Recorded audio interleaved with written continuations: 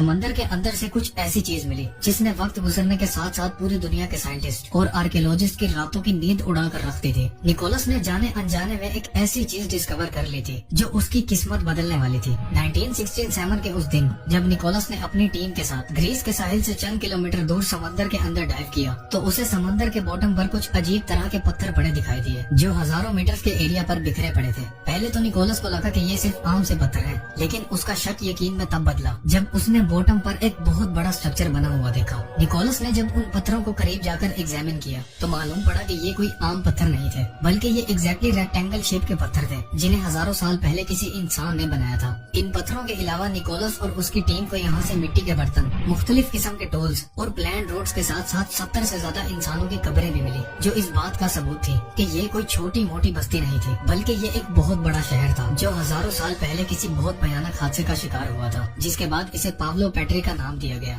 Paolo پیٹری کی Discovery نے دنیا بھر کے سائنٹسٹ اور آرکیولوجسٹ کو ہلا کر رکھ دیا تھا۔ اس کے بارے میں طرح طرح کی تھیوریز لوگوں کے ذہن میں آنے لگی تھی۔ لوگوں کا یہ خیال تھا کہ شاید یہی وہ اٹلانٹس ہے جہاں کے لوگ خود کو خدا سمجھتے تھے اور جو ہزاروں سال پہلے کسی خوفناک تباہی کا شکار ہوا تھا۔ جیسے جیسے وقت گزرتا گیا ماڈرن ٹیکنالوجی بھی ایڈوانس ہوتی گئی، جس کے بعد 2009 میں ایک بار پھر سے پاولو پیٹری پر ریسرچ شروع کر دی گئی۔ سمندر کے اس حصے میں جہاں پاولو پیٹری دفن تھا وہاں سونار سکیننگ کی گئی۔ پاولو پیٹری پر ساؤنڈ ویوز کو پھینکا گیا جنہیں باٹم سے ٹکرانے کے بعد ریسیور کے تھرو کیچ کر کمپیوٹر پر اس جگہ کا ایک 3D ماڈل تیار کیا گیا۔ جب اس جگہ کا 3D ماڈل سب کے سامنے آیا تو سائنٹسٹ اور آرکیولوجسٹ اسے دیکھ کر دنگ رہ گئے تھے۔ پاولو پیٹری ایک پوری پلانٹ سٹی تھی جس میں چھوٹے چھوٹے گھروں سے لے کر بڑی بڑی بلڈنگز بھی بنائی گئی تھی۔ پاولو پیٹری کا یہ پورا شہر 20 ایکڑ سے زیادہ کے ایریا پر پھیلا ہوا تھا، جہاں ایک اندازے کے مطابق اس دور میں 6000 سے زیادہ لوگ رہا کرتے تھے۔ اس جگہ سے ملنے والے آرٹی فیکٹس کی جب کاربن ڈیٹنگ کی گئی تو معلوم پڑا کہ یہ آج سے 5000 سال پرانا شہر تھا جس کا ملبہ اب تک یہاں موجود تھا۔